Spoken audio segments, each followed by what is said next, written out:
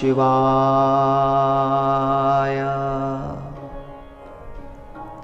ओम नमः शिवाय। ओम नमः शिवाय।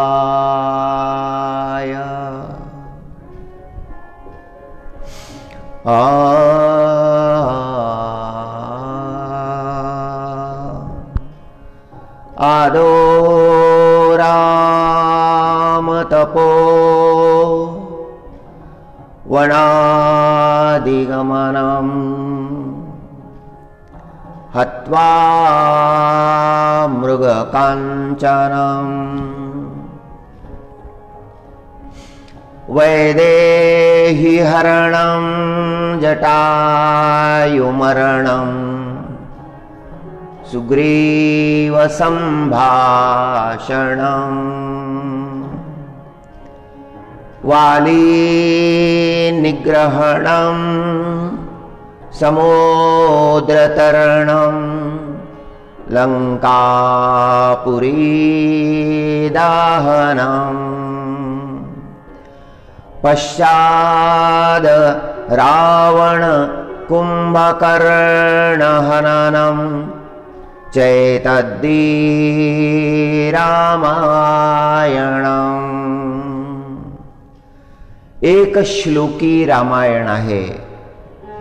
एका श्लोकामध्ये संपूर्ण रामकथेचं वर्णन केलं आहे। आदौ राम तपोवनादिगमनम्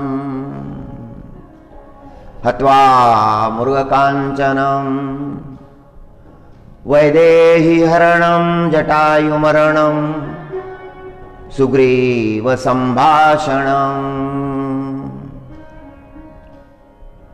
वाली निग्रहणं समुद्रतरणं लंकापुरी दाहनम्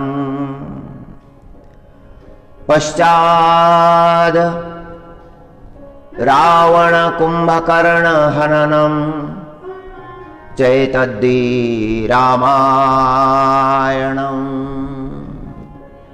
हरि हरि। रामप्रभूच्या दिव्य चरित्राचं वर्णन केलं आहे।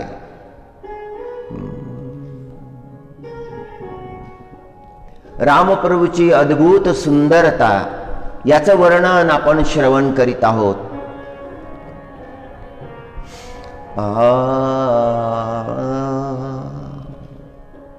रामप्रभूच्या सुंदरतेचा प्रभाव हा रावणाला माहित होता। रावणाला आकलन झाला होता। एकदा मंदोदरीनं म्हटलं होतं, रावणाला म्हटलं होतं की एवढे प्रयास तुम्ही करता श्री सीताजीला समजावून सांगण्यासाठी, पण ती तुमच्याकडे लक्ष देत नाही। तुम्ही रावणाचं स्वरूप का धारण करत नाही? रावणाला सांगितलं की तुम्ही रामप्रभूचं स्वरूप धारण करा आणि श्री सीताजीकडे जा, तिचा भाव बदलेल। आणि मंदोदरीला रावणानं उत्तर दिलं, हे देवी, तसा जर मी प्रयत्न केला, रामप्रभूचं रूप जर धारण केलं, तर मला तसं वागता येईल का? मला तसं वागता येणार नाही। रामप्रभूचं रूप धारण केल्यानंतर माझ्या अंतःकरणामध्ये जे भाव प्रगट होतील ते रामप्रभूचेच प्रगट होतील। मग तर दुर्विचार कुठे शिल्लकच राहणार नाही। रावणाला हे माहित आहे की त्याच्या अंतःकरणामध्ये दुर्विचार आहे।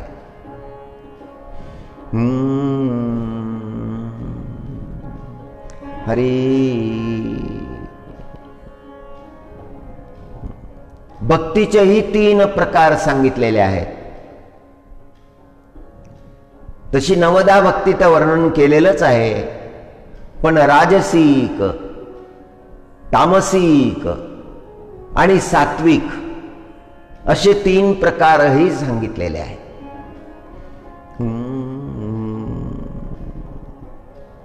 जटायूची जी भक्ती आहे ही सात्विक भक्ती आहे.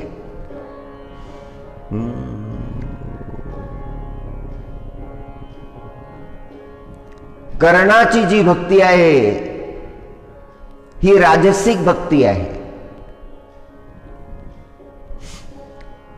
कुंभकर्णाची जी भक्ती आहे ही तामसिक भक्ती आहे.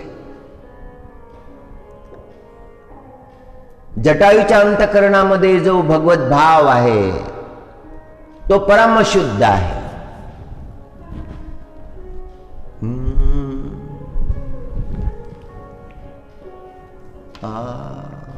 अरण्यकांडामध्ये, रामायणाच्या अरण्यकांडामध्ये जटायूचा प्रसंग आलेला आहे.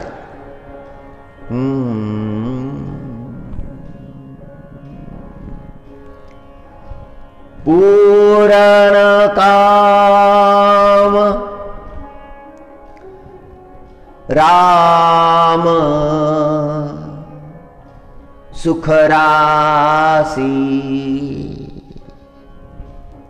राम प्रभू हे पूर्ण काम आहेत. पूर्ण काम राम सुख राशी. मनुज चरित कर अज विनाशी. मनुष्यासारखं चरित्र करतात जे परमात्मा अज आहेत, ज्यांचा जन्मच झालेला नाही, अविनाशी आहेत, जे नाशिवंत नाहीत, म्हणून अविनाशी. रामप्रभू श्री सीताजीला रावण घेऊन गेलेला आहे म्हणून व्याकुळ झाले.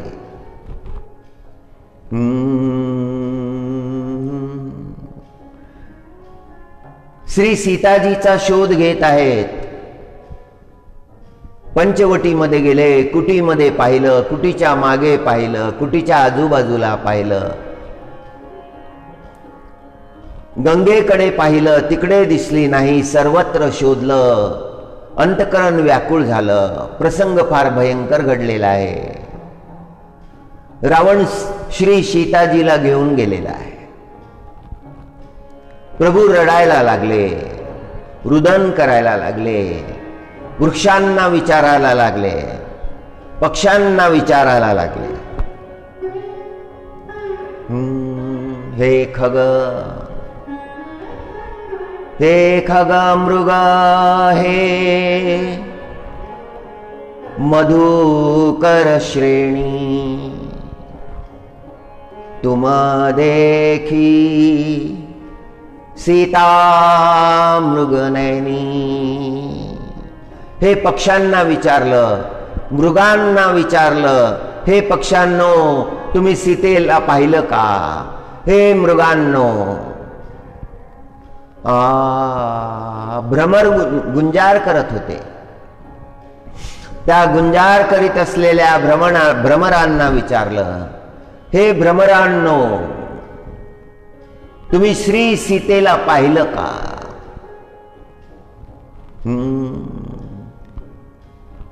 हे खग मृग मधुकर श्रेणी, तुम देखी सीता मृगनयनी. खंजन सुख कपोत मृगमीना, मधुपनिकर कोकिला प्रवीणा. तुम्ही श्री सीतेला पाहिलं का? तुम्ही श्री सीतेला पाहिलं का? हे भूमी, हे आकाश.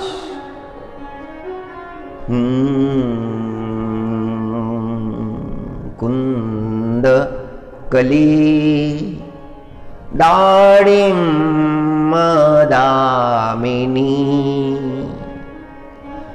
कमल सरद ससी अहि भामिनी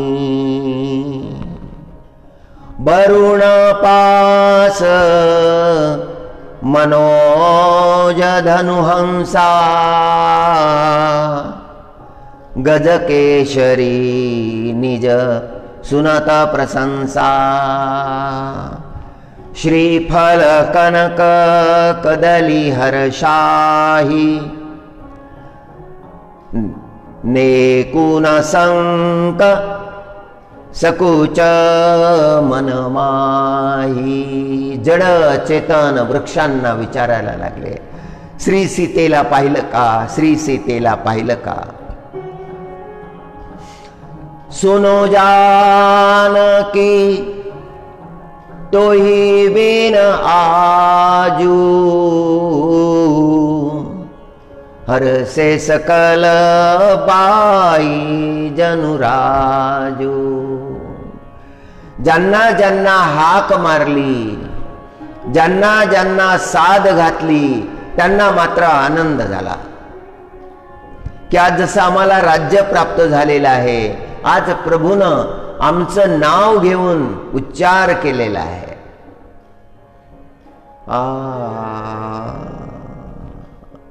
हाक मारण्याचं महत्व आहे.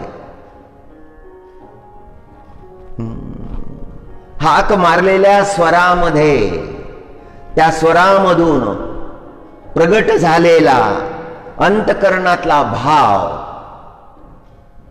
मनुष्याच्या मनावर परिणाम करतो. जशी आई हाक मारते तशी हाक कोणी काही मारत नाही. आईनं ज्याप्रमाणे हाक मारलेली आहे ते शब्द अंतकरणामध्ये कायम राहतात, ते स्मरण कायम राहतं. आई अशी हाक मारायची. प्रभूनं जेव्हा सगळ्यांना हाक मारली, कुंदकली दाडिम दामिनी कमल सरद ससी अहि भामिनी वरुण पास मनोज धनुहंसा गजकेशरी निज सुनत प्रशंसा. सगळ्यांना असं वाटायला लागलं की जसं काही राज्य प्राप्त झालेलं आहे, करुण प्रसंग आहे. पण आज प्रभूनं आपल्याला हाक मारली, आज राम प्रभूचं आपल्याला दर्शन झालं, आज दिसले प्रभू आपल्याला.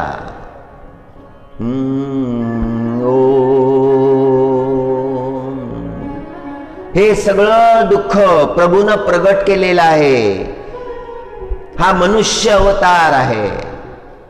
मनुष्य अवतारामध्ये मनुष्यासारखंच आचरण रामप्रभू करतात. परमात्मा तर पूर्ण काम आहेत, त्यांना कशाची प्राप्ती करायची नाही,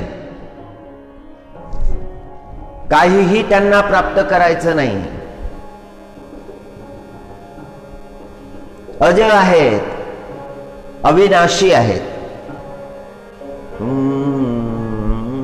श्री सीताजीच्या शोधामध्ये वनामध्ये भटकत आहेत आणि भटकता भटकता पुढे पुढे जायला लागले आणि मार्गामध्ये जटायूचा प्रसंग आहे. जटायू गीध पक्षी आहे, गिधाड आहे. घायल अवस्थेमध्ये पडलेला आहे. आगे परा गिधपति देखा सुमिरत राम चरण चिन्ह रेखा.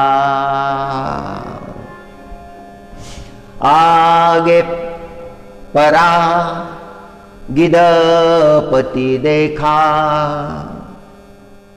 सुमिरत राम चरण चिन्ह देखा। त्या गिधाडाला पाहिलं, गिधपतीला पाहिलं, घायल अवस्थेमध्ये पडलेला आहे, राम प्रभूच्या चरणाचं चिंतन करत आहे।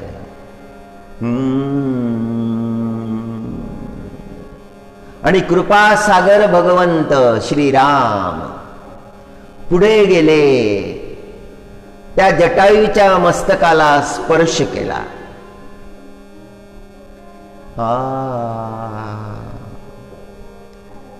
अंतकाळ आहे, जटायूचा अंतकाळ आहे, आणि त्यावेळेला रामप्रभूचं दर्शन, रामप्रभूचा स्पर्श हे महत्भाग्य आहे जटायूचं।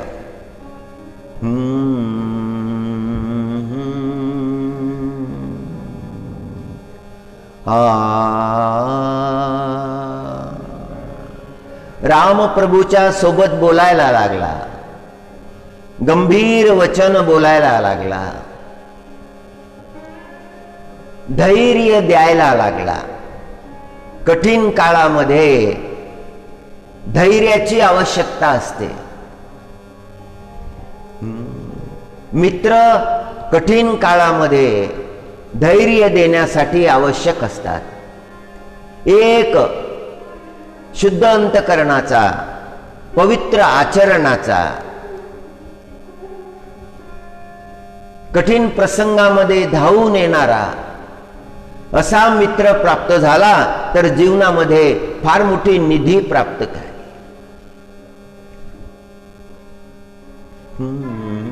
जीवनामध्ये एखादा सज्जन मिळावा हे दुर्लभ आहे, हे फार अवघड आहे, कठीण आहे।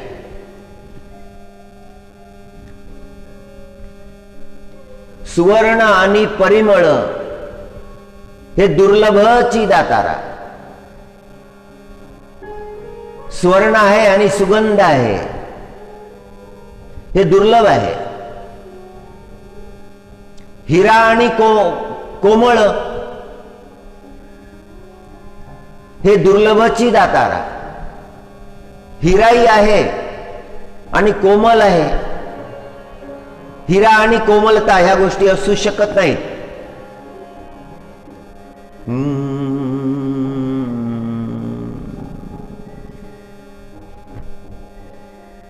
जटायू राम प्रभूचं सांत्वन करतात। तव कह गीध बचन धरी धीरा, सुनहु राम भंजन भवभीरा। जन्म मृत्यूच्या चक्रापासून सोडवणारे हे प्रभू, आता धैर्य धारण करा। नाथ दसानन यह गति कीन्ही,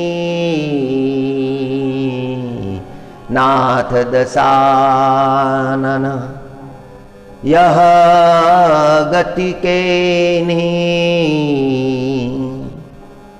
आते ही खल जनक सुता हरिलीनी। त्या दुष्टानं ही गती केली आहे। श्री सीताजीला तो घेऊन गेलेला आहे, दक्षिण दिशेला घेऊन गेलेला आहे। श्री सीताजीला तो घेऊन चालला होता, रथामध्ये घेऊन चालला होता। मी उडत उडत गेलो त्या रथाच्या समोर, त्याला अडवलं। हे भयंकर पाप तू करीत आहेस, तुला माझ्या सोबत युद्ध करावं लागेल, मला पराजित करावं लागेल। आणि युद्धाचं आवाहन केलं। रावणाचं आणि जटायूचं युद्ध व्हायला लागलं।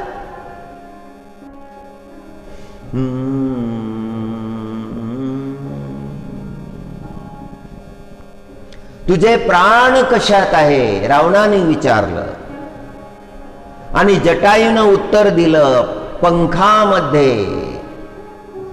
आणि त्या दुष्ट रावणानं माझे पंख उपटायला सुरुवात केली, झुंज दिली, त्या रावणासोबत झुंज दिली.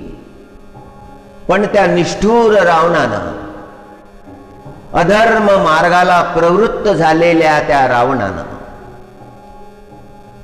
धर्मधारी जटायूचे पंख उपटून टाकले.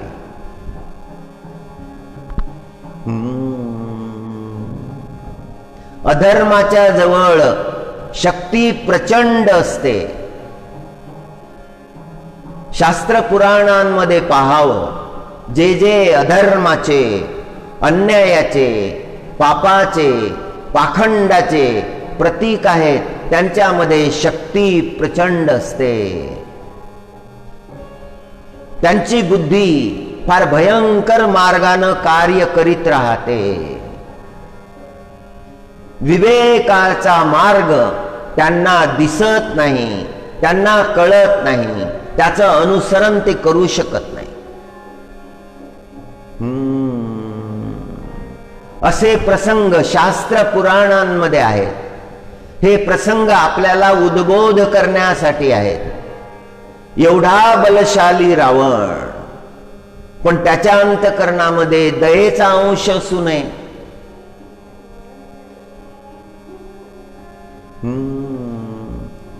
जटायू हे धर्मधारी आहेत. जटायूला तो सन्मान मिळाला आहे जो दशरथजी महाराजांनाही नाही मिळाला. रामप्रभू वनाला निघून गेले. दशरथजी महाराजांनी राम राम करीत देह त्याग केला. त्यांच्या जवळ बसण्याचं, त्यांचं मस्तक आपल्या मांडीवर ठेवण्याचं भाग्य दशरथजी महाराजांना प्राप्त झालं नाही. ते त्या भयंकर योनीमध्ये जन्मलेल्या जटायूला प्राप्त झालं. त्याचं खाद्य काय आहे, त्याचं खाद्य काय, त्याचं जीवन कसं, याचा जर विचार केला तर रहस्य लक्षात येतं. मनुष्याचा जन्म कोणत्याही योनीमध्ये हो, कोणत्याही जातीमध्ये हो, कोणत्याही समाजामध्ये जन्म हो, तो श्रेष्ठ कार्य करू शकतो. कार्याची स्वतंत्र आहे, त्याला कार्याची स्वतंत्रता आहे. श्रेष्ठ कार्य करू शकतो.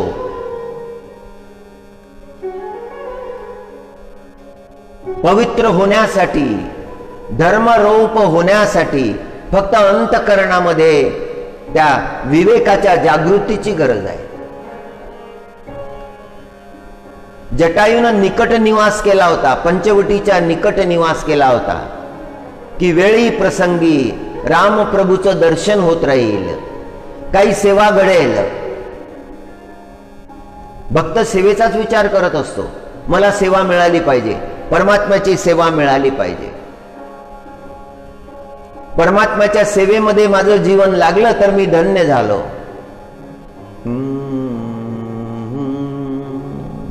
भलत्या अपेक्षा भक्त करीत नाही.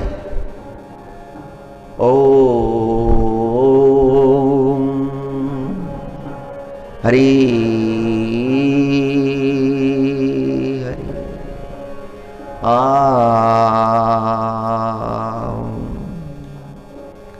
ना मैं धन चाहूं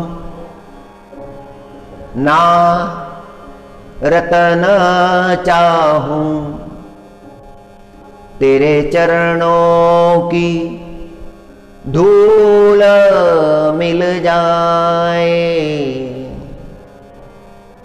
तो नाथ मैं तर जाऊं. हाच विचार असतो भक्ताच्या अंतःकरणामध्ये की हे परमात्मा, मला धन नको, मला ऐश्वर्य नको, जगातले सुख समृद्धी, वैभव, मान, सन्मान प्रतिष्ठा, लौकिक हे काहीही नको. कारण हे धन जर प्राप्त झाले तर चित्ताला विचलित करणारे आहे, मोहून टाकणारे आहे. चित्त संतुष्ट नाही होत. कितीही धन प्राप्त झालं तरी संतुष्ट होत नाही.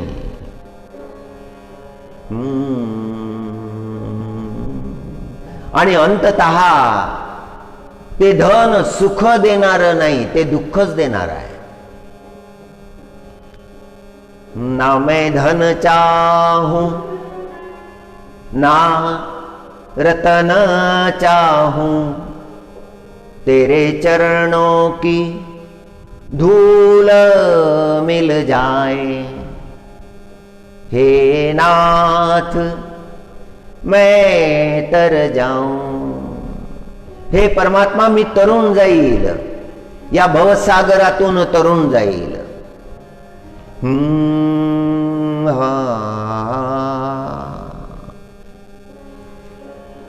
पुण्यात्म्यांचा संग मिळो, जे पुण्यात्मा आहे त्यांचा संग मिळो.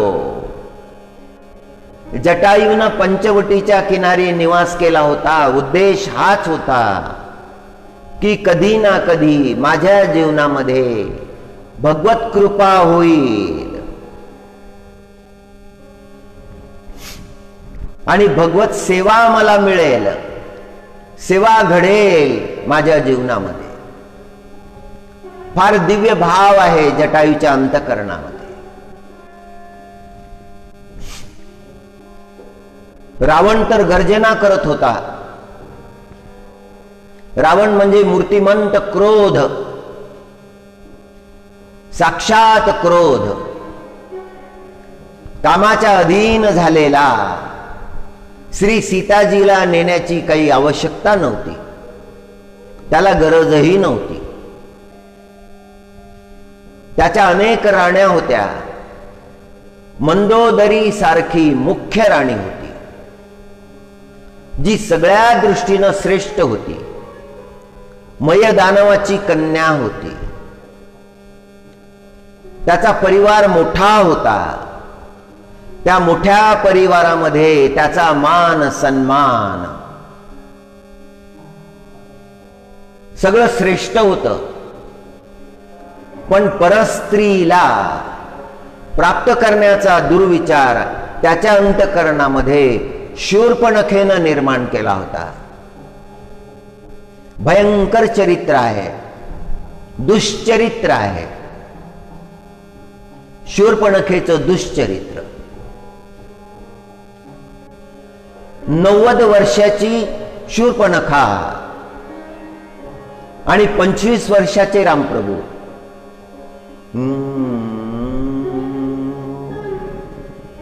संत महात्म्यांच्या मुखातून ऐकलं आहे. फार अंतर आहे. रावणाचं आयुष्य फार मोठं सांगितलं होतं.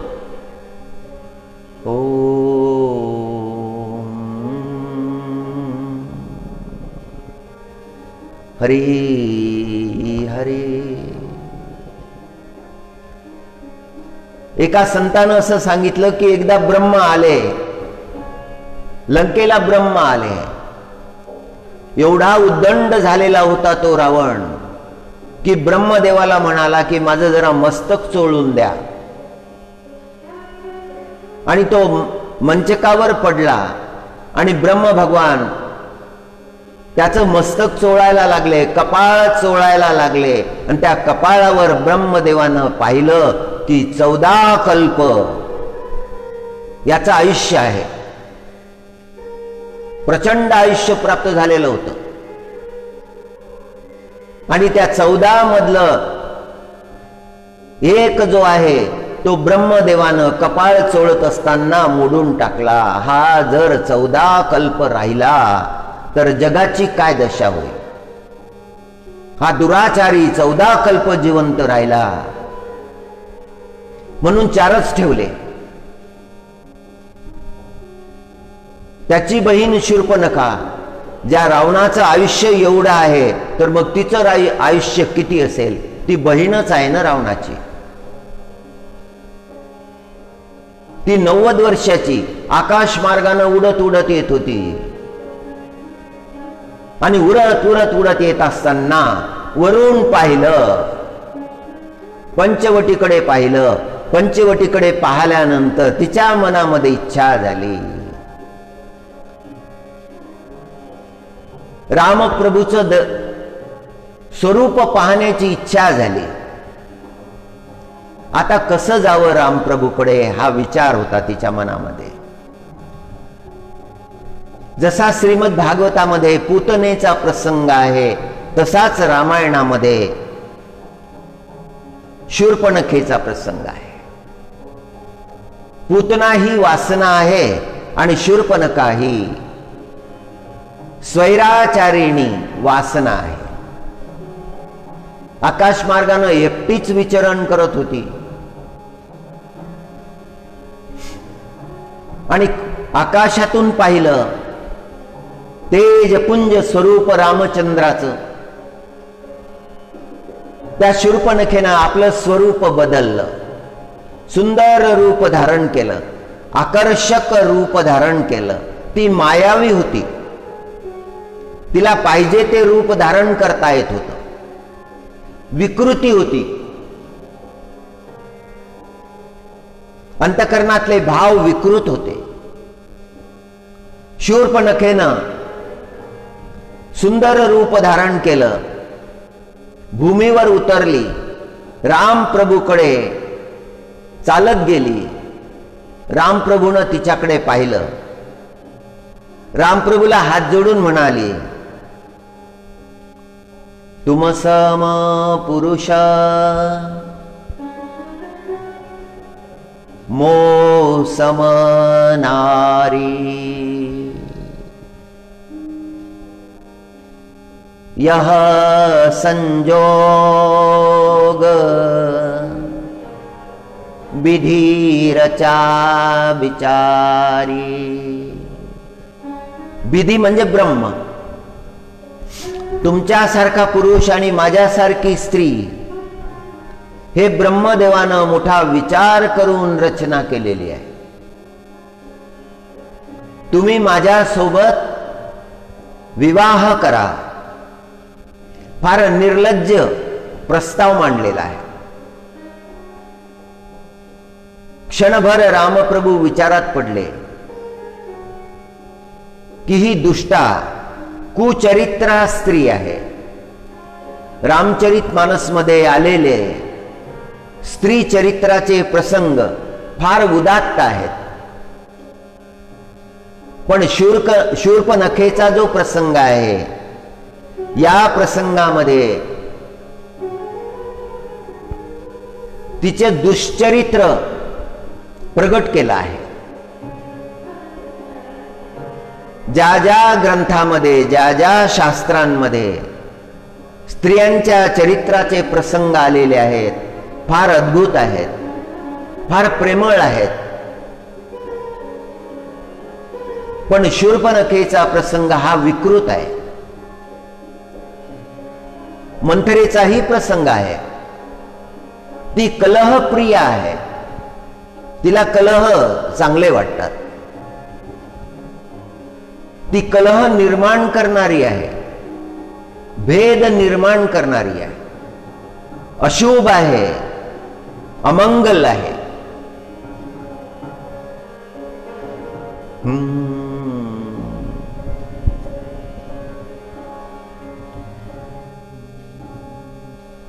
शूर्पणखेचा हा प्रस्ताव ऐकला. रामप्रभूंनी नेत्र बंद केले. प्रभू विचार करायला लागले. चांगले संस्कार असते तर शुभ बोलली असती, चांगलं बोललं असती, पण हिच्या वाणीमध्ये पाप आहे. हिचे संस्कार जे आहेत हे पाप संस्कार आहेत. म्हणून रामप्रभूनं लक्ष्मणजी महाराजांकडे पाठवलं, बोट दाखवलं. ती तिकडे गेली. तोच प्रस्ताव लक्ष्मणजी महाराजांच्या समोर मांडला.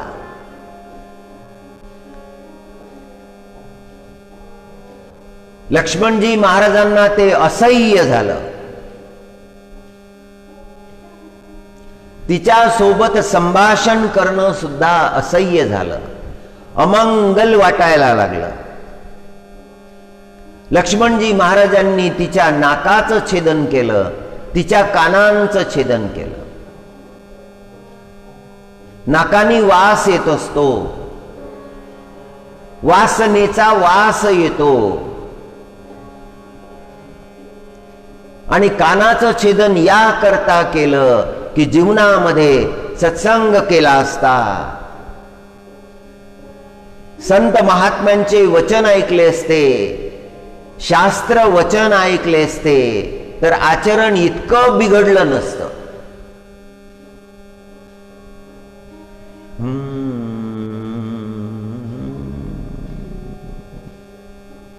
हरी नाकाचं छेदन, कानाचं छेदन, धावत निघाली ती शूर्पणखा. खरं दूषणाला हाक मारायला लागली, हे खरं, हे दूषण, तुम्ही रावणा इतकेच बलशाली, प्रचंड तुमची शक्ती, आणि पहा तुमच्या बहिणीची काय दुर्गती झाली. दैत्य पाहायला लागले. रावणाची बहीण शूर्पणखा. रावणानं खरं दूषण यांना दंडकारण्यामध्ये पाठवलं होतं. दैत्यांचं मोठं सैन्य, 14,000 दैत्यांचं सैन्य सोबत दिलं होतं. दंडकारण्यामध्ये राहा, तिथे राहणारे ऋषीमुनी नष्ट करून टाका, तिथे दैत्यांचं राज्य झालं पाहिजे, तिथे कोणी नाम संकीर्तन करणार नाही, तपश्चर्या करणार नाही. लक्ष ठेवा. नाश करणारा स्वभाव आहे दैत्यांचा. नाशामध्ये त्यांना आनंद आहे. अनेक आश्रम होते, त्या आश्रमामध्ये यज्ञ होत होते, रुद्राभिषेक होत होते, नामसंकीर्तन होत होतं. पण या दैत्यांनी ते सगळं नष्ट केलं. हा हरी हरी. तिथे त्या दैत्यांचा मुक्त संचार होता. सगळं अमंगल झालेलं होतं. आणि आता तिथे मंगल भवन, रामप्रभू आले होते, पंचवटीमध्ये निवास करत होते. खरं दूषणांना हा समाचार येता बरोबर त्यांनी आक्रमण केलं. संकल्प बोलायला लागले. भयंकर असं ते सैन्य, प्रचंड त्यांचा अधर्म प्रभाव दाखवायला लागले. रामप्रभूंनी लक्ष्मणजी महाराजांना सांगितलं की हे लक्ष्मणा, आता यांचं पारिपत्य करणं आवश्यक आहे. आणि रामप्रभूनं एका घटिकेमध्ये ते 14,000 जे दैत्य होते ते नष्ट केले. दंडकारण्य मुक्त केलं. ऋषी मुनींना अभय दिलं. पुन्हा त्या दंडकारण्यामध्ये धर्माचं वातावरण निर्माण होईल असे प्रयत्न केले.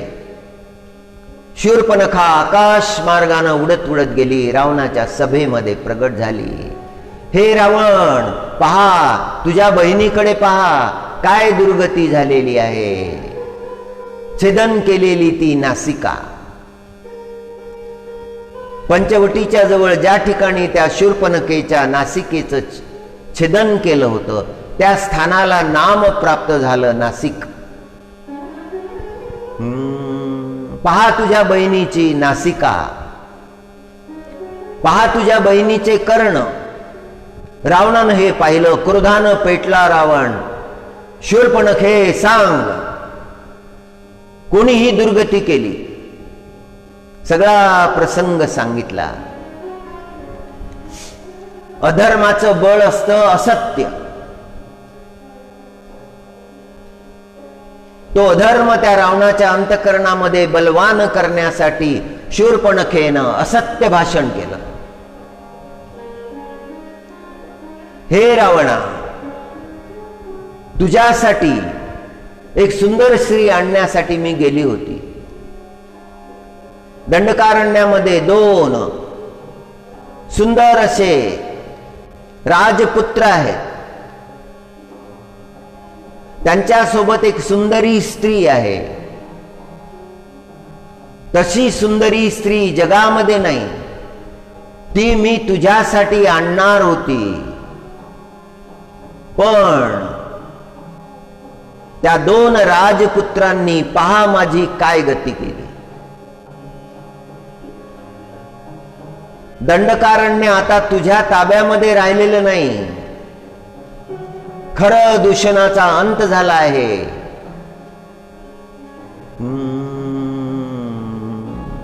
आताही तू सावधान झाला नाही तर तुझा अंतकाळ निकट आहे. भय निर्माण केलं. काही कलहप्रिय लोक जगामध्ये असतात. कुठेही शांती असली की त्यांना ते पाहवत नाही. शांती समाधान पाहिलं की ते अस्वस्थ होतात. तिथली शांती समाधान सुख नष्ट करण्याचे प्रयत्न ते करत असतात. कळत नकळत त्यांच्या हातून अधर्मच होत असतो. ते गंगेच्या किनारी जरी नेले तरी ते वागतील तसंच. ना तीर्थाचं महात्म्य, ना धर्माचं महात्म्य, ना संत वचनाचा आदर कोणतंही त्यांच्याकडून घडत नाही. रावण ज्ञानी होता, वेदज्ञ होता. वेद मुखोद्गत होते रावणाच्या. रुद्रपाठी होता. शिवभगवानचा अभिषेक करणारा, शिवभगवानचा पूजक होता. नित्य नियम होता त्याचा. परंपरा अनेक वर्षापासून चालत आलेली होती. पण तरीही त्याच्या हातून एवढं भयंकर कर्म झालं. ते भाग्यवंत आहेत ज्यांना सज्जनाची संगती प्राप्त झालेली आहे, ज्यांना धर्मवानाची संगती प्राप्त झालेली आहे. धर्मवान धर्माचा उपदेश करतो. हे सूक्ष्म तत्व समजून घेतलं पाहिजे. शूर्पणखेच्या प्रसंगामधून समजून घेतलं पाहिजे. असं आचरण कदापि कोणी करू नये. आनंद झाला पाहिजे. जिथे सुख समाधान आहे तिथे आनंद झाला पाहिजे. तो आनंद घेतला पाहिजे. तो आनंद प्रगट केला पाहिजे. तो नष्ट करण्याचा प्रयत्न करू नये. हे जघन्य कर्म आहे. हे घोर कर्म आहे. याचा दंड आहे. दुसऱ्याचं नुकसान केल्यानंतर प्राप्त झालेलं जे सुख आहे ते घोरी आहे, तामसिक आहे. त्याचे परिणाम आहेत ते भोगावे लागतील. हे शूर्पणखेला कळत नव्हतं.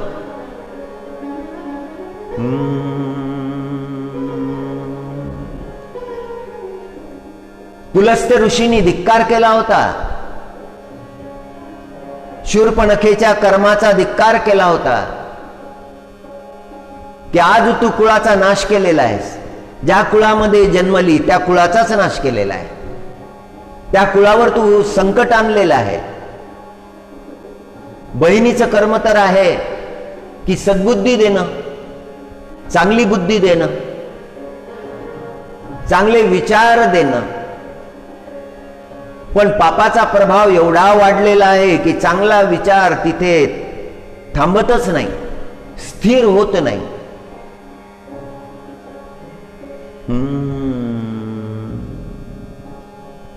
बहिणीचं फार मोठं कर्तव्य आहे.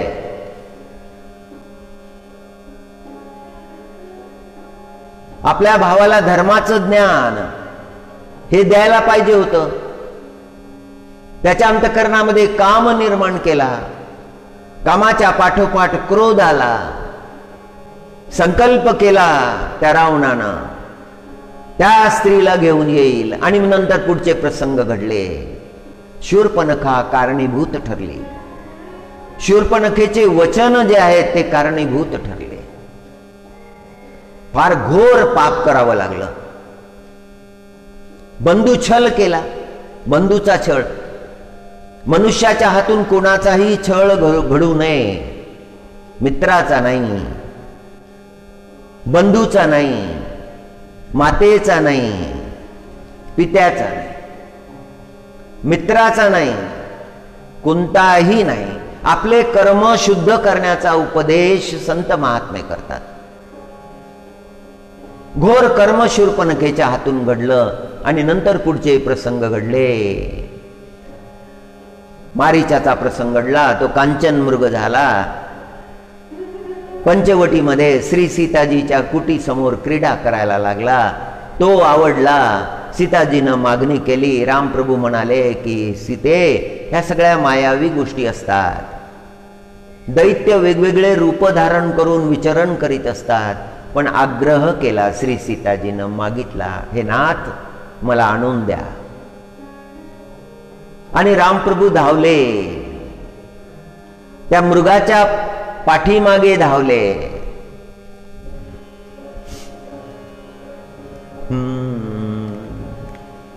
एवढ्यामध्ये लक्ष्मणजी महाराजांना उत्तरदायित्व दिलं. आजूबाजूला निशाचर आहेत, ते काही कपट करू शकतात. लक्ष्मणा, रक्षण करा, जानकीजीचं रक्षण करा. रावण साधू वेशामध्ये आला.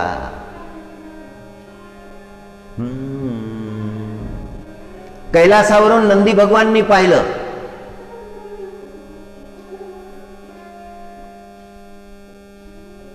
रावणानं साधू वेश केला. शिव भगवाननी डोळे उघडले, समाधी भंग पावली. नंदीश्वराकडे पाहिलं. शिव भगवान नंदीश्वराकडे पाहत आहे. आणि जेव्हा त्या रावणानं लक्ष्मण रेषा ओलांडण्याचा प्रयत्न केला, त्यातून अग्नी प्रगट झाला. दचकला रावण, मागे सरकला. ती लक्ष्मणजी महाराजांनी दिलेली मर्यादाची रेखा होती, तपस्व्यानं दिलेली रेखा होती. ती ओलांडण्याचं साहस रावणामध्ये नव्हतं. म्हणून रावण म्हणाला श्री सीताजीला, बांधलेली भिक्षा मी स्वीकारत नाही, मी तिथे येणार नाही. तुम्हाला द्यायचं असेल तर इथे येऊन द्यावं. भिक्षा मागण्याच्या स्वरूपामध्ये, साधू रूपामध्ये तो आला होता. साधू रूप धरता बरोबर रावणाने, शिव भगवाननी डोळे उघडले. रावणाने जेव्हा श्री सीताजीचा हात धरला आणि रथामध्ये ठेवून निघून जायला लागला, त्याच क्षणी शिव भगवाननी त्या रावणाचा त्याग केला. शिवभक्त होता तो रावण. नंदीश्वरा, या दुष्टाचा मी त्याग केला आहे. हा भयंकर कर्म करत आहे. कर्म करण्यासाठी यांनी वेश कोणता धारण केला? साधू वेश. आणि हे जघन्य कर्म मान्य नाही झालं शिव भगवानला. अतिशय दुःख झालं. त्या रावणाचा त्याग केला आणि त्याची अधोगती सुरू झाली. मनुष्याच्या अंतःकरणामध्ये धर्माचं भय पाहिजे.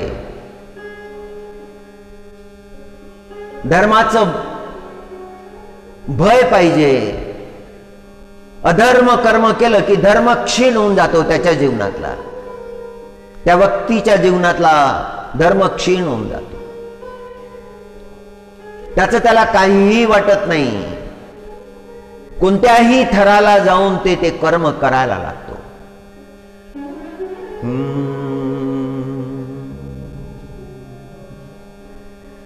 जटाई संगे युद्ध झालं. रावणाचं युद्ध झालं. घायाळ अवस्थेमध्ये जटायू पडलेला आहे. रामप्रभूनं त्या जटायूचं मस्तक आपल्या मांडीवर ठेवलं. सगळा प्रसंग ऐकायला लागले रामप्रभू. डोळ्यामधून अश्रू. पडायला लागले.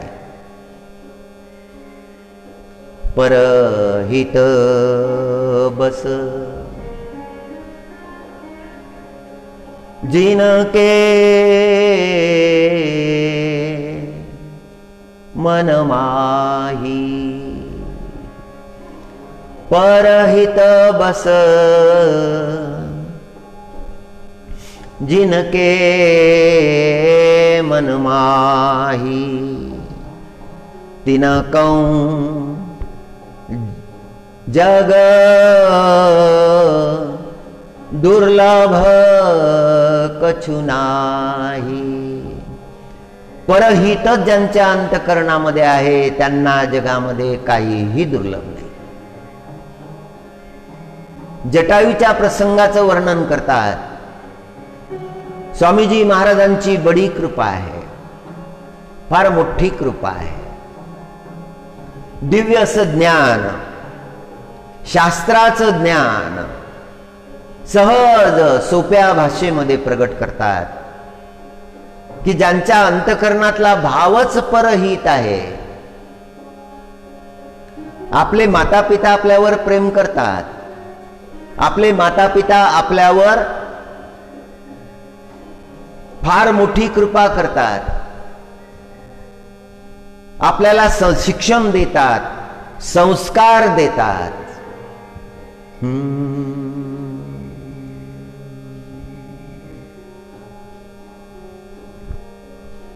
जटायूला एवढा हे अंतकरणामध्ये भाव निर्माण झालेला आहे की आज परमात्म्यानं माझं मस्तक आपल्या मांडीवर ठेवलेलं आहे. एवढं मोठं भाग्य मला प्राप्त झालेलं आहे. राम प्रभू म्हणजे नारायण आहेत.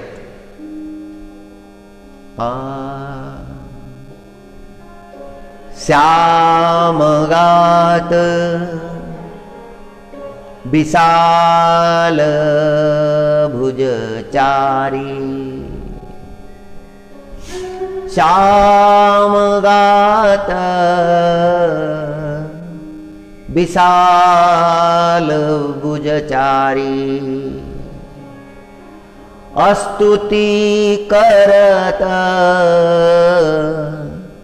नयना बरी बारी. चांगलं बोलता आलं पाहिजे, वेळेवर बोलता आलं पाहिजे. वेळ निघून गेली मग बोललं तर काही उपयोग नाही.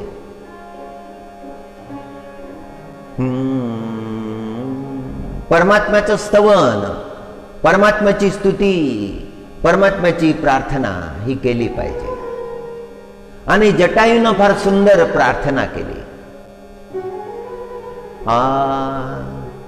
जय राम रूपानुप निर्गुण सगुण गुण प्रेरक सही.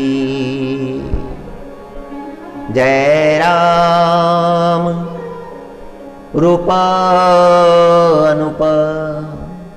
निर्गुण सगुण गुण प्रेरक सही. दससी सबाहु प्रचंड खंडन चंड सर मंडनमयी. अजून तर रावण मारलाच नाही, अजून तर लंकेला गेलेच नाही, सेतू बांधलेला नाही. त्याच्या आधी रावणाच्या नाशाचं गायन जटायू करतात की हे प्रभू प्रचंड बलशाली, सर्व शक्तिमान, भवसागरामधून तारून नेणारे, जीवाचा उद्धार करणारे, निर्गुणवादींसाठी निर्गुण रूप, सगुणवादीसाठी सगुण साकार स्वरूप असे परमात्मा, सकळ सद्गुणांचे प्रेरणास्थान. आपला प्रभाव प्रगट होईल जगामध्ये. दससी सबाहु प्रचंड खंडन चंड सरमंडन मही. त्या रावणाचे मस्तक भूमीवर थटाथटा तुटून पडतील. आपला प्रहार होता बरोबर तुटून पडतील.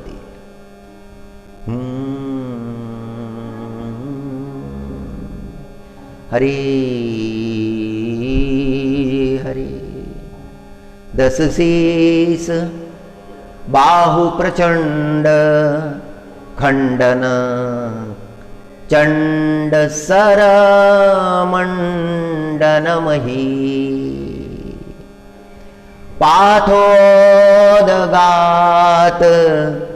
सरोज मुख राजीव आयत लोचन. आता परमात्म्याच्या सुंदरतेचं वर्णन करतात. आधी प्रभावाचं वर्णन केलं. परमात्म्याचा प्रभाव कसा आहे, रामप्रभूचा प्रभाव कसा आहे, अंतकरणातले भाव प्रगट करत आहेत जटायू. पाथोद गात सरोज. नीलवर्ण आहे परमात्म्याचा. जलधर जसे असतात, मेघ जसे असतात, आषाढातले मेघ जसे असतात, तसं स्वरूप आहे. सावळं स्वरूप आहे. सावळे परब्रह्म आहे. राम सावळे आहेत, कृष्ण सावळे आहेत, विठू सावळा आहे, व्यंकटेश्वरा सावळे आहेत, जगन्नाथजी सावळे आहेत, बद्रीनाथजी सावळे आहेत. सावळं रूप परमात्म्याचं, सुंदर, विलोभनीय. अशी सुंदरता जगामध्ये कुठेच असू शकत नाही. ज्या सुंदरतेचा मोह रावणासारख्यांना सुद्धा पडला होता. म्हणून रावणानं नकार दिला होता, रामप्रभूचं स्वरूप धारण्यासाठी नकार दिला होता. नाही,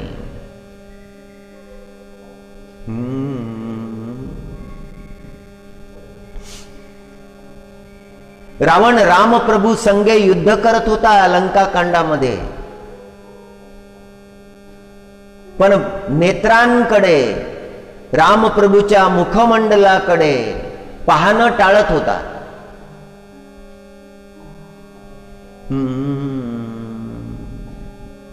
कारण रावणाला सुद्धा भीती वाटत होती की रामप्रभूची सुंदरता पाहिली तर त्याचं चित्त विचलित होईल, तो युद्ध करूच शकणार नाही.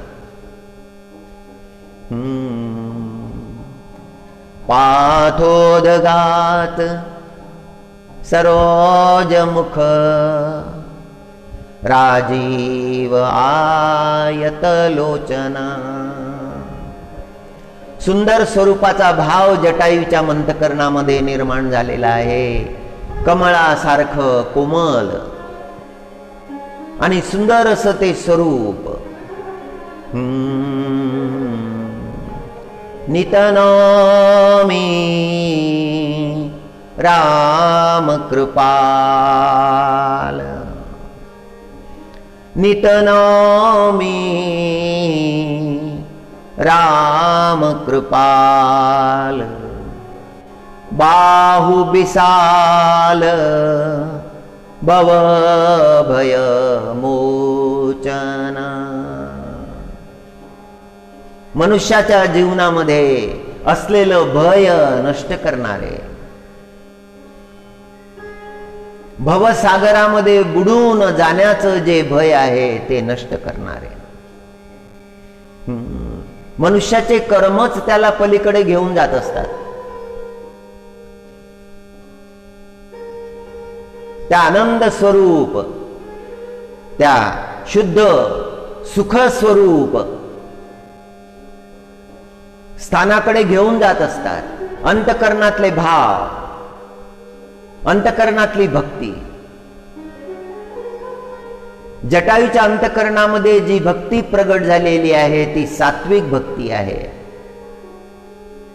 कर्णाच्या अंतकरणामध्ये जी भक्ती प्रगट झालेली आहे ती राजसिक भक्ती आहे. कुंभकर्णाच्या अंतकरणामध्ये जी भक्ती प्रगट झालेली आहे ती तामसिक भक्ती आहे.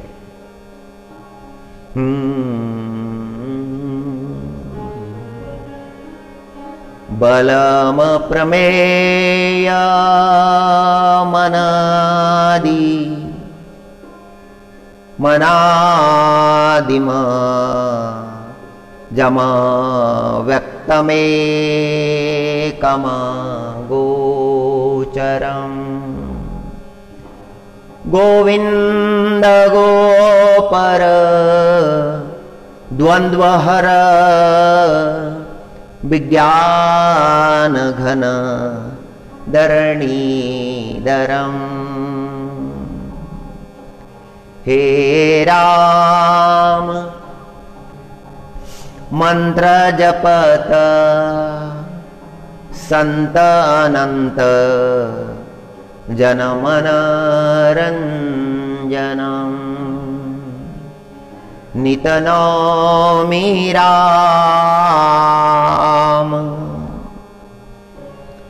प्रिय कामादि खलदल गंजनम्. परमात्म्याची आराधना केली की मग मनुष्याच्या जीवनामध्ये जे विकार आहेत, दोष आहेत, ते राहत नाहीत. ते दोष लयाला जातात. जिथे प्रकाश आला तिथे अंधार राहत नाही. हा प्रकाशाचं येणं होता क्षणीच अंधाराचं जाणं आहे.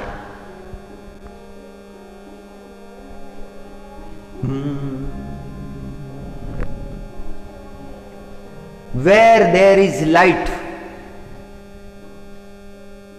there is no existence of darkness.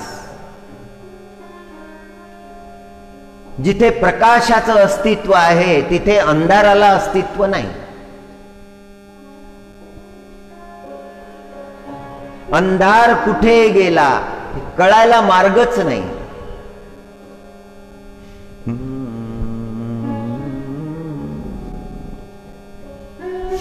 Darkness went to the God and explained, God, stop this light.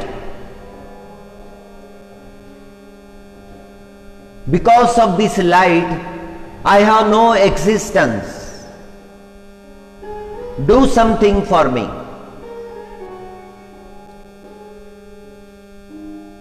And Lord gave the answer, O darkness, go and bring the light in front of me, and then I will tell that light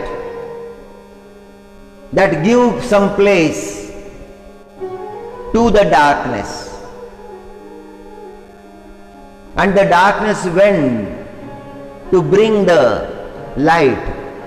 Up till now, darkness could not bring the light in front of the Lord. जिथे अंधाराचं अस्तित्व आहे तिथे प्रकाश नाही. आणि प्रकाश येता बरोबर संपलं अंधाराचं अस्तित्व. No existence of darkness. मनुष्याच्या जीवनामध्ये अंधार तोपर्यंत आहे जोपर्यंत अज्ञान आहे, जोपर्यंत त्याचे कर्म बिघडलेले आहेत. त्याचे कर्म बिघडलेले आहेत कारण त्याच्या जीवनामध्ये अज्ञानाचा अंधार आहे, अधर्माचा अंधार आहे, पापाचा अंधार आहे. त्याच्या जीवनामध्ये धर्माचा प्रकाश आला, ज्ञानाचा प्रकाश आला की मग काही अधर्माचं अस्तित्व राहत नाही. मग तो बदलून जातो. जे पापामध्ये गुंतलेले आहेत, दुराचारामध्ये गुंतलेले आहेत, ते तर उजेडामध्ये अंधार होऊन राहत आहेत. उजेडामध्ये अंधार. सगळे मुक्तीचे मार्ग त्यांच्यासाठी मोकळे असताना, कर्माचं स्वातंत्र्य त्यांना असताना ते धर्माचं अनुसरण करत नाही. पापबुद्धीच त्यांची असते, त्याच्यापासून ते सुटत नाही. मित्राचे मित्र होत नाही, पित्याचे पुत्र होत नाही. बहिणीचे भाऊ होत नाही, गुरुचे शिष्य होत नाही, ते धर्माचे होतच नाही. जे धर्माचे होत नाही ते कोणाचेच होत नाही.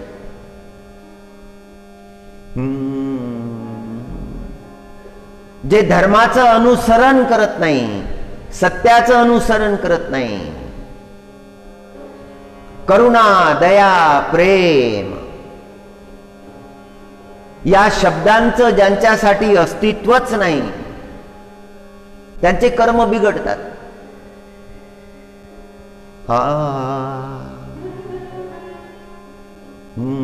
बलम प्रमेयमनादिमज व्यक्तमेक गोचरम. परमात्मा अनादि आहेत. जटायूच्या प्रार्थनेचा हा श्लोक आहे.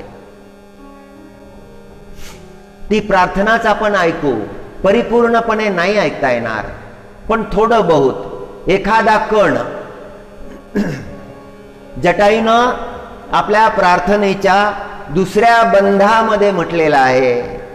जे राम मंत्र जपत संत अनंत जन मन रंजन.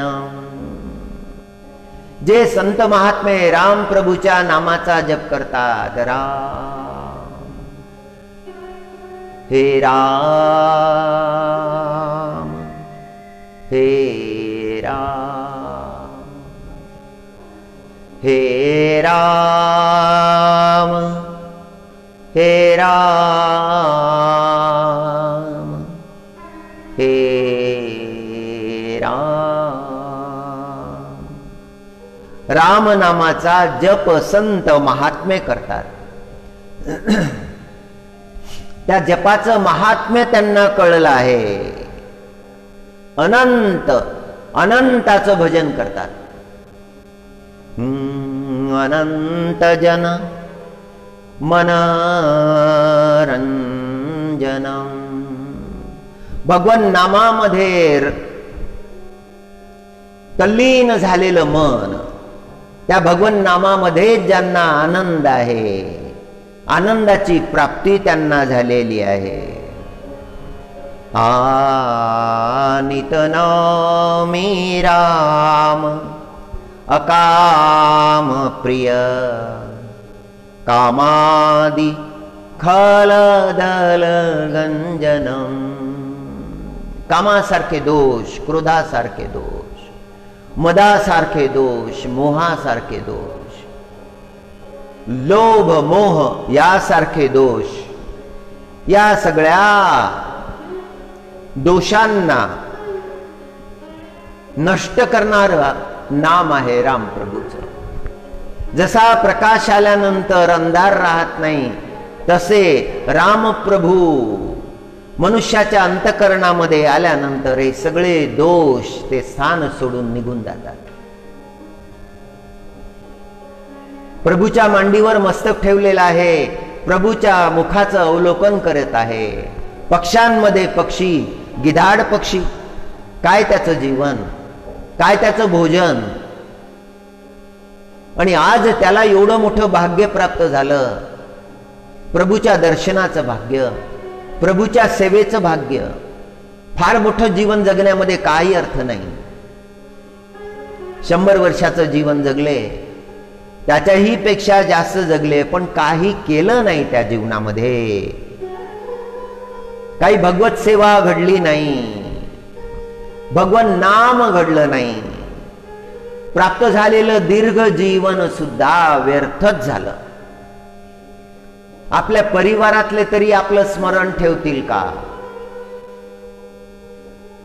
मनुष्य पाहिला की त्या मनुष्याचं चरित्र पाहणाऱ्याच्या नेत्रामध्ये येतं.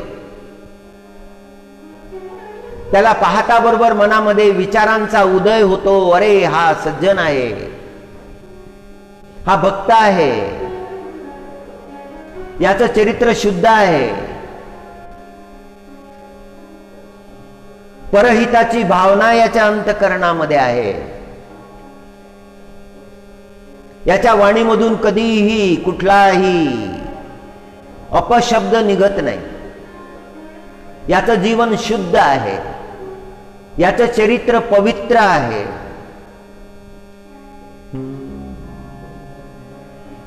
परहित बस जिनके मन माही,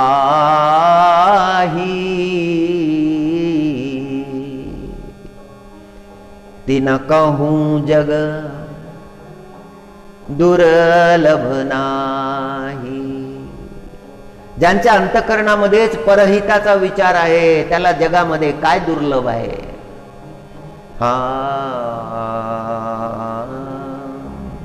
ज्या परमात्म्याच्या महानतेचं गायन शास्त्र करीत असतात, वेद करीत असतात, वेदांनी ज्यांचं गायन केलेलं आहे ते राम प्रभू. जेही श्रुती निरंजन ब्रह्मा, जेही श्रुती निरंजन ब्रह्म व्यापक. वेद गायन करतात, परमात्मा सर्व व्याप्त आहे, सगळ्या ठिकाणी आहे. सगळ्या ठिकाणी असलेल्या त्या परमात्म्याचं आकलन सगळ्यांना होत नाही, पण ज्यांचा अधिकार आहे त्यांना मात्र आकलन होतं. संतांना दर्शन होतं त्या परमात्म्याचं. वेद गायन करतात, श्रुती गायन करतात. एक एक श्रुती म्हणजे तपश्चर्या आहे. एक एक श्रुती म्हणजे वेदांचा महाभाव आहे. एक एक श्रुती म्हणजे त्या शास्त्रानं प्रगट केलेलं शाश्वत ज्ञान आहे, चिरंतन आहे, अखंड राहणारा आहे. जेही श्रुती निरंजन ब्रह्म व्यापक, बिरज अज कहीं गावई. ज्या ब्रह्म व्यापकाचं गायन वेद करतात, त्या परमात्म्याच्या स्वरूपाचं गायन वेद करतात.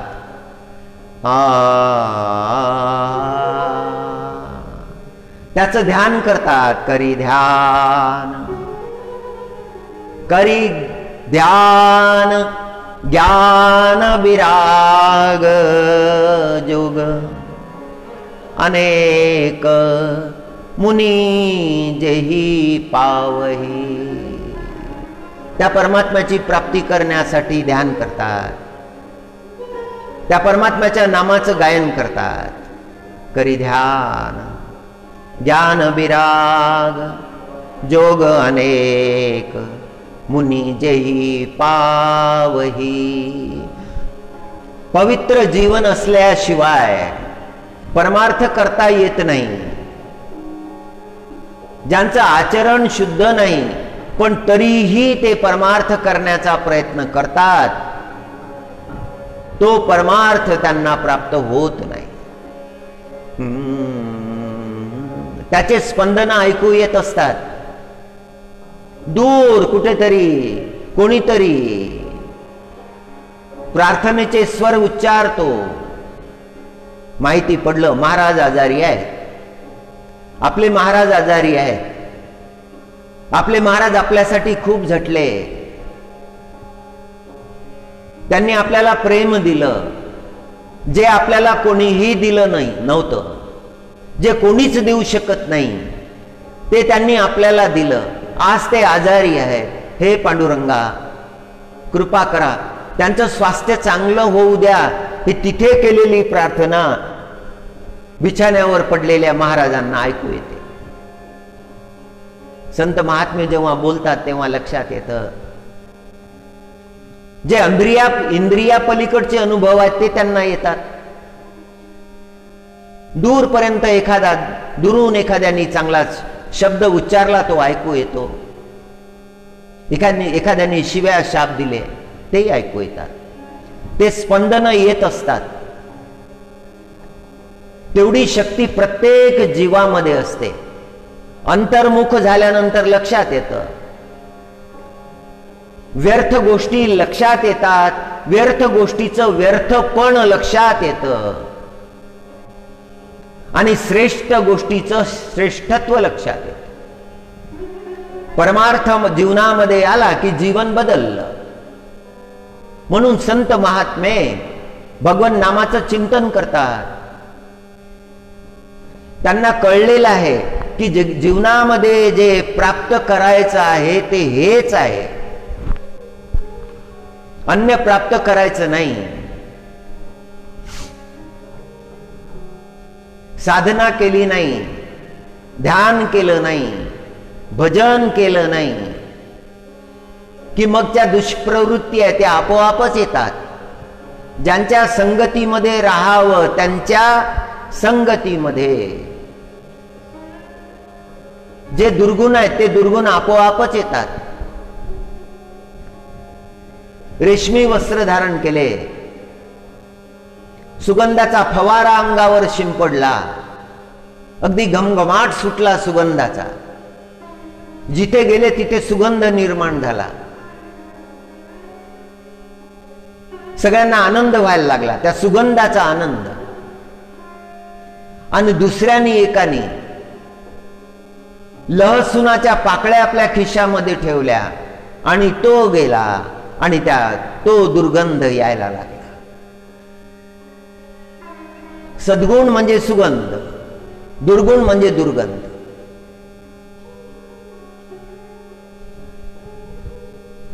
आपल्यालाच दुर्गंध येतो.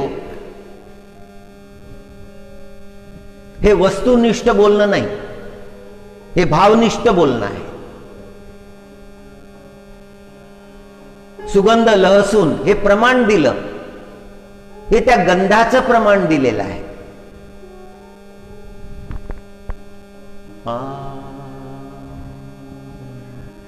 सर्वत्र आदर आहे सुगंधाचा, चरित्राचा आदर आहे, अंतकरणातल्या भावनेचा आदर आहे.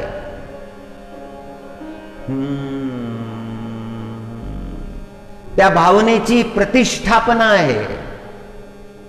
पाहता बरोबर मुखमंडल उजळून निघालं. डोळ्यांनी पाहिलं आणि मुखमंडल उजळून निघालं.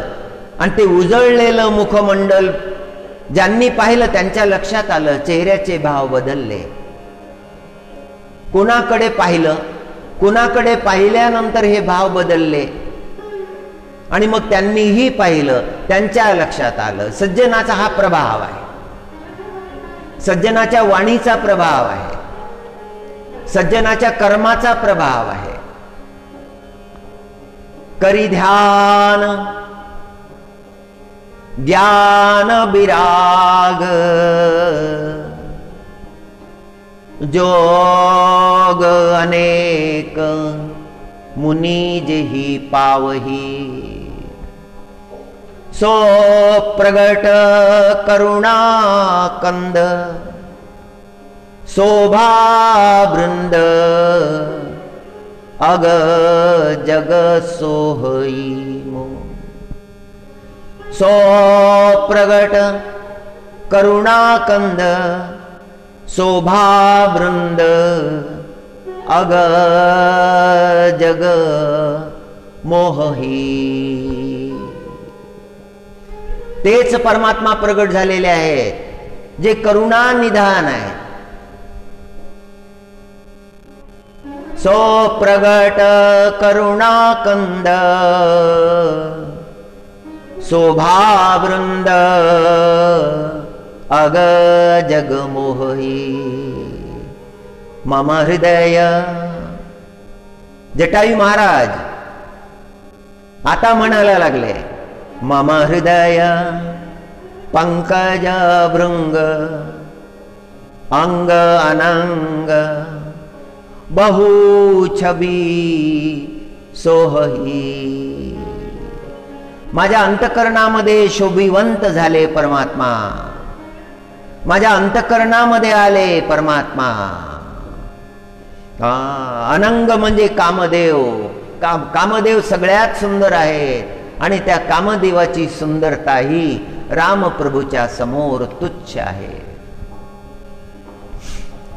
सौंदर्याचे धाम, लीला धाम, मर्यादा पुरुषोत्तम, जगाला पवित्र करणारे, मनाला पवित्र करणारे, मांगल्य धाम.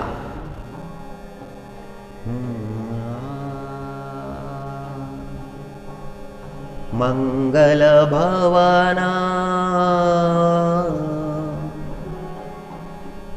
अमंगल हारी, मंगल भवना अमंगल हारी. द्रवउद सुदशरथ अजिर बिहारी. हे नाथ मुझ पर कृपा करो, मेरे अंतकरण में आओ.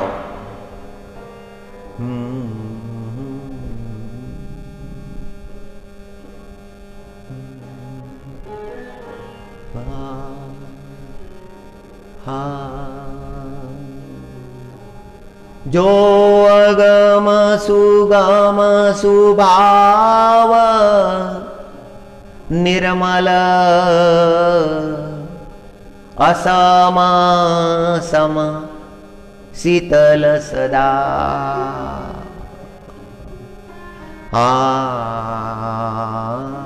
अगमय आहे आणि सुगमय आहे. जो अगम सुगम सुभाव निर्मल असम सम शीतल सदा. पश्यन्ति जं योगी जतन करी करत मन गोबस सदा. सो राम रमानिवास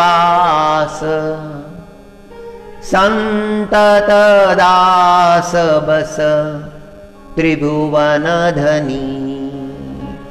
परमात्मा अगर अंतकरण में आ गए तो त्रैलोक्य का धन प्राप्त हो गया, सर्वस्व प्राप्त हो गया. अब प्राप्त करने के लिए कुछ भी नहीं बचा है, सब मिल गया है. पूर्ण आनंद की प्राप्ति हुई है. अब जीवन में कोई व्यर्थ बात नहीं रही, सारा जीवन अर्थपूर्ण हो गया है. मम उर बसऊ सो समन संस्कृति जासु कीर्ति पावनी. पवित्र चरित्र करने वाले हे मर्यादा पुरुषोत्तम राम प्रभु, मेरे अंतकरण में निवास करो. मम हृदय कंज निवास कुरु. मेरे अंतकरण में निवास करो प्रभु. भक्त की यही इच्छा है कि अंतकरण में परमात्मा रहे, अंतकरण छोड़कर कदापि परमात्मा न जाए. जटायु की जी भक्ति है, ये सात्विक भक्ति है, परम शुद्ध भाव है, परिपूर्ण भाव है.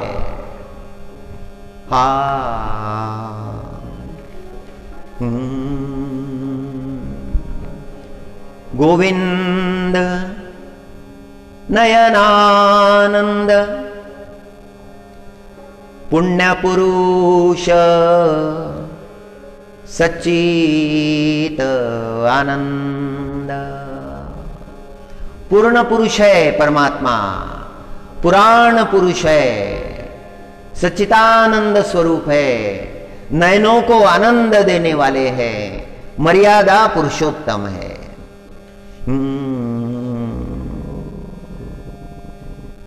हरि हरि। जटायु जी की भक्ति ये सात्विक भक्ति है।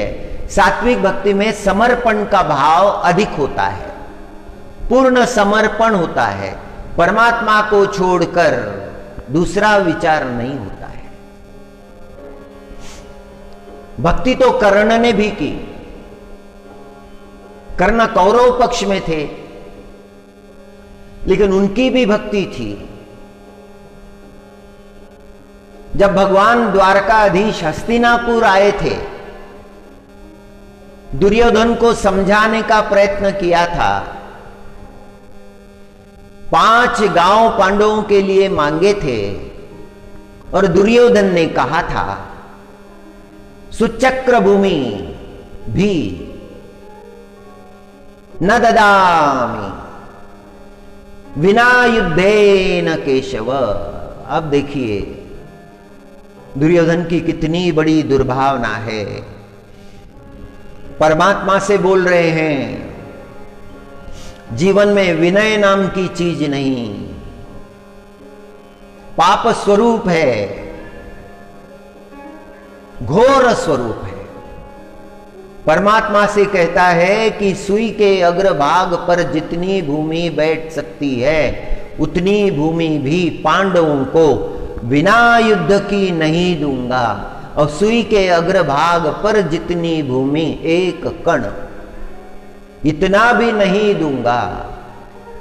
अपने भाइयों के प्रति ये दुर्भाव है, उनका अधिकार छीन लिया है, उनकी पैतृक संपदा हरण कर ली है, और दुर्भावना इतनी प्रचंड है। और तब परमात्मा हाथ जोड़ते हैं कि हरि इच्छा,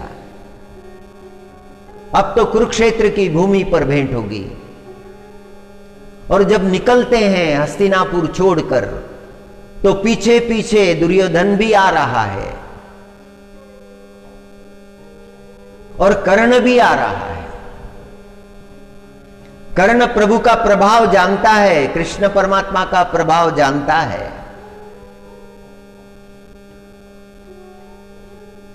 कर्ण हाथ जोड़कर कहता है कि हे द्वारिकानाथ, कृपा बनाए रखना। दुर्योधन की संगति में जीवन का नाश है, यह जान लिया है कर्ण ने, अज्ञानी नहीं है, जान लिया है। लेकिन पूर्व उपकारों के कारण कर्ण दुर्योधन का साथ नहीं छोड़ता है। श्री कृष्ण परमात्मा की आज्ञा का पालन नहीं करता है। और जब कुरुक्षेत्र की भूमि पर युद्ध होता है, मरने का समय आया है, परमात्मा कर्ण के पास जाते हैं कि दान मांगने आया हूं। और कर्ण अपने मुख में जो सोने का दांत है वो उखाड़कर प्रभु को देता है। कर्ण के आंखें भर आई है, उन भरी आंखों में यादवेंद्र सरकार को देख रहा है, यदुवंश शिरोमणि को देख रहा है। अंतकरण में भक्ति भाव है, प्रभु आपकी भक्ति मन में करता रहा, प्रगट आपको बता नहीं सका। मेरे अंतकरण में भी आपके लिए भक्ति है। राजसिक भक्ति है।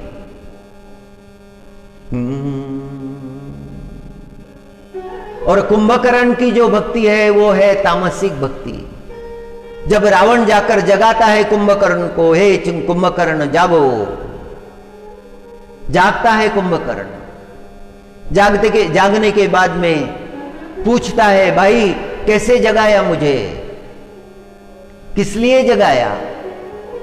और रावण सारा वृत्तांत सुना देता है। और कुंभकर्ण कहता है कि गलत काम किया है रावण, भयंकर कर्म किया है। ये रावण कुल को कलंकित कर दिया। जगत जननी श्री सिया जी को लेकर आया है। ये घोर कर्म है। जिस वंश में हमारा जन्म हुआ, हम पुलस्त्य कुलोत्पन्न है, बड़ा श्रेष्ठ वंश है हमारा। हमारी कीर्ति को तूने कलंकित कर दिया अपने कर्मों के कारण, जघन्य कर्म किया है। तेरे कर्म का समर्थन मैं नहीं कर सकता, फिर भी तू मेरा भाई है, मेरा ज्येष्ठ भ्राता है।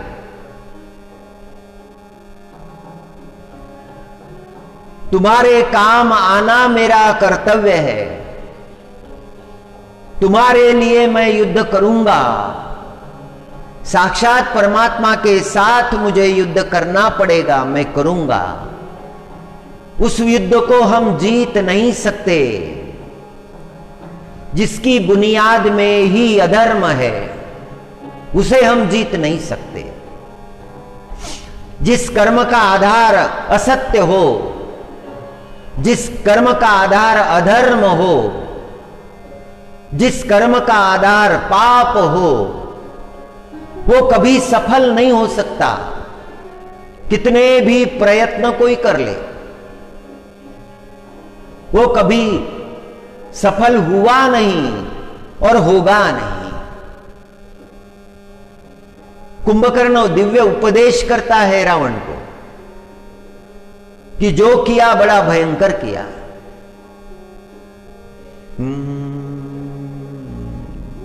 और जब राम जी के साथ युद्ध करने जाता है वो कुंभकर्ण बलशाली, सारी वानर सेना भयभीत हो गई है। और लंका की भूमि पर रण क्षेत्र में राम प्रभु का प्रकाशमान स्वरूप कुंभकर्ण देखता है। देखने के बाद में उसके अंतकरण में भी शुद्ध भाव निर्माण होता है कि हे प्रभु, जगत में जन्म लेने के बाद में तो आपकी सेवा ही करनी चाहिए, आपकी भक्ति ही करनी चाहिए। मैं तो दैत्य वंश में जन्मा हूं, अखाद्य का भक्षण करने वाला हूं, अपेय का पान करने वाला हूं। मेरे जीवन में नाम संकीर्तन नहीं है, मेरे जीवन में प्रभु का ध्यान नहीं है, मेरे जीवन में परमार्थ का विचार नहीं है। मेरे जीवन में तो सारी घोरता है, सारा अंधकार है। संत महात्माओं का ताड़न मैंने किया है, संत सज्जनों का नाश मैंने किया है। मेरी दृष्टि पापग्रस्त है, मेरी वाणी में आपका नाम भी नहीं आता है। अपने ही जीवन का घाती मैं हूं।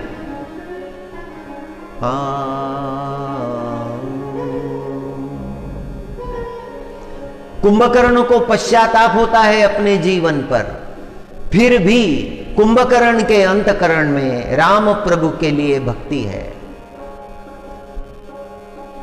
कुंभकर्ण के अंतकरण में जो भक्ति है वो तामसिक भक्ति है। परमात्मा का विचार तो आया, देर से आया, किंतु आया। समय रहते सुधरना ही विवेक है।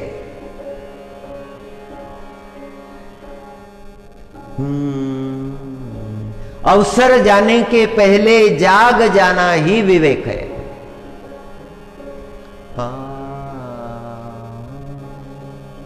अपने जीवन को भक्तिमय बनाना, सद्गुण संपन्न बनाना विवेक है। शीघ्र से शीघ्र परमार्थ मार्ग में लग जाना विवेक है।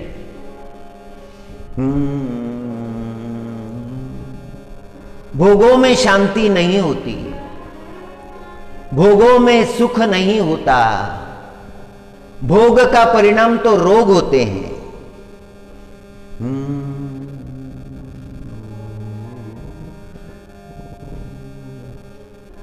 भोग का त्याग होना चाहिए। भोग नाश करने वाले हैं, उनका त्याग होना चाहिए, उन्हें छोड़ना चाहिए। परमात्मा के ध्यान में लगना चाहिए।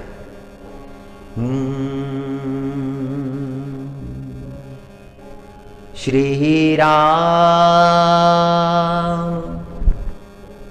श्री राम श्री राम।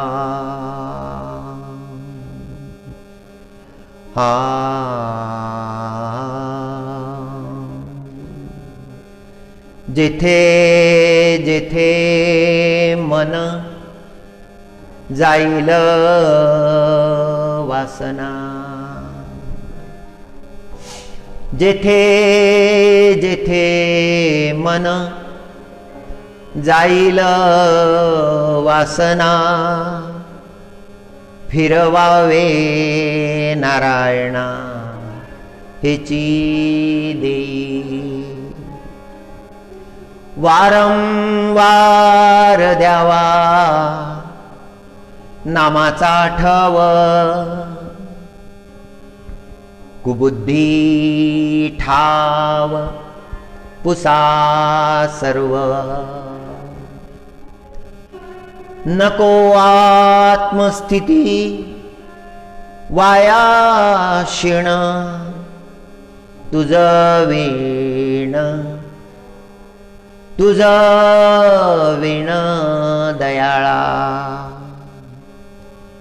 भेदांची भावना तोडावी कल्पना, छेदावी वासना समूळ कंद। एका जनार्दनी नको दुजा छंद, रामकृष्ण गोविंद आठवावा। शांति ब्रह्म एकनाथ जी महाराज ने प्रभु चरणों में याचना की है कि जिस जिस स्थान पर मेरा मन जाता है वहां पर वासना ना रहे, वो वासना मेरे अंतकरण में ना आए। मेरे अंतकरण को वासना मुक्त कर दो परमात्मा। जगत में रहते हुए मनुष्य के जीवन में ये दुर्गुण आ जाते हैं। जहां पर वासना का प्रभाव है वहां पर वासना आ जाती है। वासना दूषित कर देती है चित्त को। हे परमात्मा, मैं इतना बलवान नहीं हूं, मुझ में इतना सामर्थ्य नहीं है कि मैं वहां से निकल पाऊं। प्रभु आप कृपा करना, वहां से मुझे हटा देना जहां पर दुर्गुण है, जहां पर वासना है। बार बार मुझे स्मरण करा देना, भगवान नाम का स्मरण करा देना। मैं भगवान नाम का स्मरण करता रहूं। दुर्बुद्धि यदि भूल से भी मेरे अंतकरण में निर्माण हो तो हे परमात्मा उसे आप निकाल देना। आपके बिना मैं पंगु जैसा हूं, जैसे पंगु चल नहीं सकता, जिसको पैर नहीं है चलने के लिए। मुझे पंगु जानकर उस कुबुद्धि को मेरे अंतकरण से हटा देना। मैं कोई बहुत बड़ी बात नहीं मांग रहा हूं। आत्मस्थिति जैसी भावना नहीं मांग रहा हूं। मुझे तो केवल आपकी दया चाहिए, केवल आपकी कृपा चाहिए।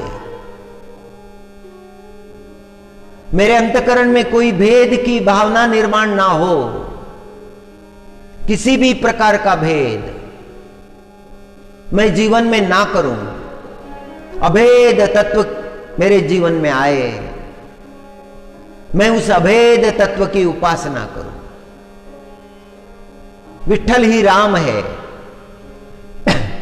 विठ्ठल ही कृष्ण है, विठल ही जगन्नाथ जी है, विठल ही बद्रीनाथ जी है, विठल ही द्वारिकानाथ है, विठल ही रामनाथ है, विठल ही वेंकटेश्वरा है।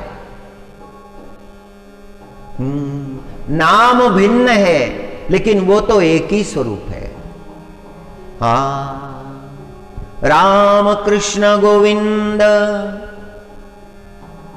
राम कृष्ण गोविंद आठवावा, राम कृष्ण गोविंद आठवावा। हरि हरि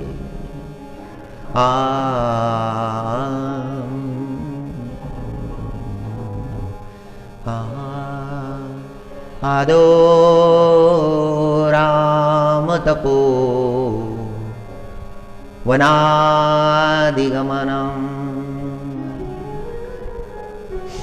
आदो राम तपोवनादिगमनम्, हत्वा मृगकाञ्चनम्, वैदेही हरणम् जटायुमरणम्,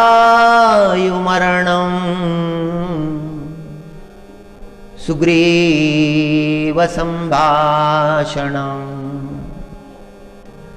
वाली निग्रहणं समुद्रतरणं, लंकापुरी दाहनं, पश्चाद रावण कुंभकर्ण हननं, चेतद्धि रामायणम्। श्रीराम श्रीराम श्रीराम श्रीराम।